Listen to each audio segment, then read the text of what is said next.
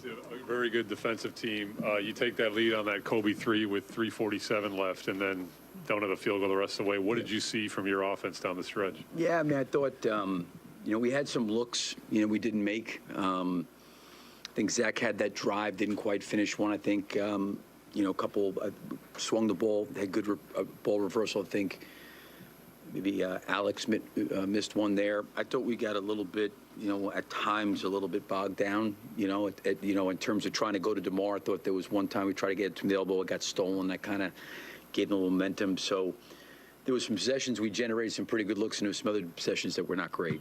Was that a case where you felt like they didn't handle or respond well, or did they just miss shots, you felt? No, I think there's probably there was a couple of possessions where I thought, I don't want to use the word execution, but like we could have manipulated some screening actions, been a little bit better spacing wise, and maybe created a little bit more room for each other. So maybe that is execution, but we got the ball, and I think sometimes we'd gotten up against the clock a little bit, and we could never really create any penetration. But I think we tried to space the floor. Guys were trying to move the ball. I think that's what really kind of got us back in the game to start the third quarter, to move the ball. And I think we had some possessions that were good and some possessions that weren't. And listen, at that time and point in the game generally gets locked up and it gets closed down.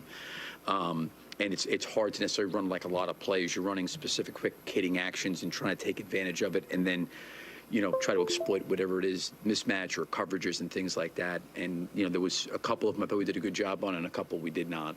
Billy, with Strus, obviously he started off hot.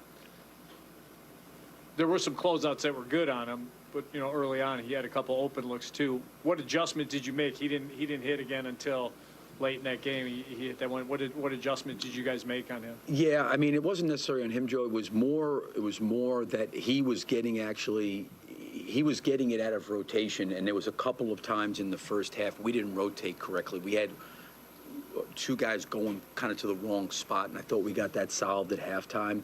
And he was kind of the recipient on the backside, and some of the ball movement. The ball just found him. To your point, we were closing to him. A couple times we contested pretty well, and a couple times we weren't close enough to him. But I think once we kind of solved that, he was not maybe as much of a factor because he was just really getting it off the extra pass. It wasn't like he was doing it off the dribble. He had a couple sidestep ones that he made.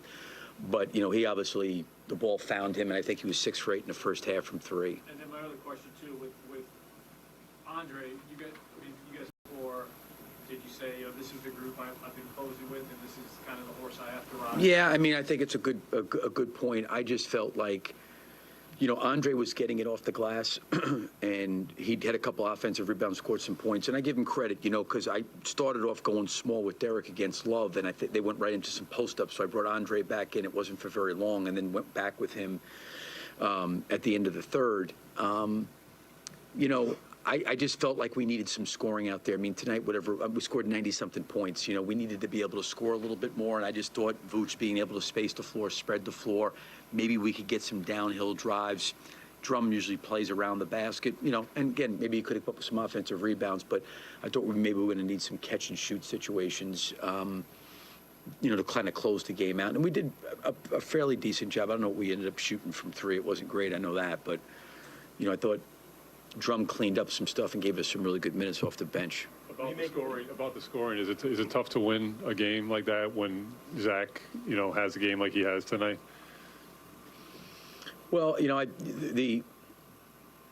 the encouraging part was we had 5 turnovers in the first quarter, and I thought that kind of dug us a hole, and then we did a better job of taking care of it. That was the first thing. I think the second thing is, we definitely fouled them too much, right? Then you couple that with the fact that maybe Zach didn't have an offensive shooting night.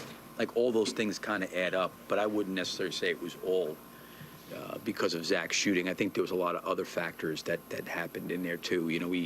I thought at times offensively got stagnant. We had a couple of 3-point plays we gave up, a couple offensive rebounds. There was some things that happened besides that. But to Joe's question about Andre, who scored 91 points in the game, I was trying to keep some offense out there because I thought we were going to need to be able to try to score. What do you make of Zach's game after what he did in Toronto, and then tonight just couldn't seem to get it going? Yeah, I mean, he's probably the best guy to ask. I think he tried to play downhill. He tried to be aggressive. I thought the threes that he took were really good threes. I know he didn't make any tonight. I think that was the ones he took were good, and he was trying to, create. And sometimes, you have nights, like that, where he had a night like that in, Toronto the other way. It happens. I like the fact that he tried to stay aggressive and he tried to continue to play all the way through. And there was a lot of things, I think, in the game that we got our turnovers under control, and the fouling was too much. And, Zach just didn't have a great shooting night. So there was just a lot of things that contributed to us, coming up short. Billy mentioned you needed scoring, but you also put Pat Bev back in for Kobe. What went into that decision? Well, I just felt like from a defensive standpoint and us needing to get some stops, we tried to put some Kobe in some actions.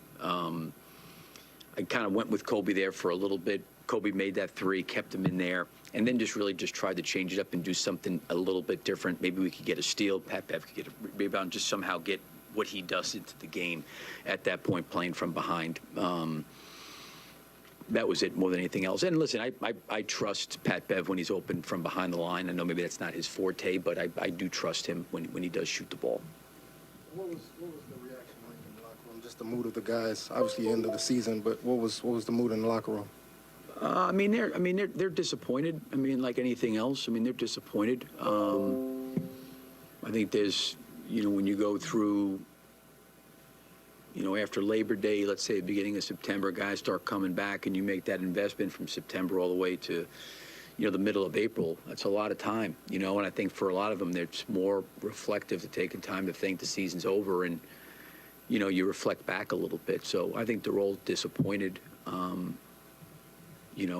think we were getting better as a group. I think since the All-Star break, it would have been nice to be able to see what we could have found a way to win tonight and continue on to the playoffs, but didn't happen.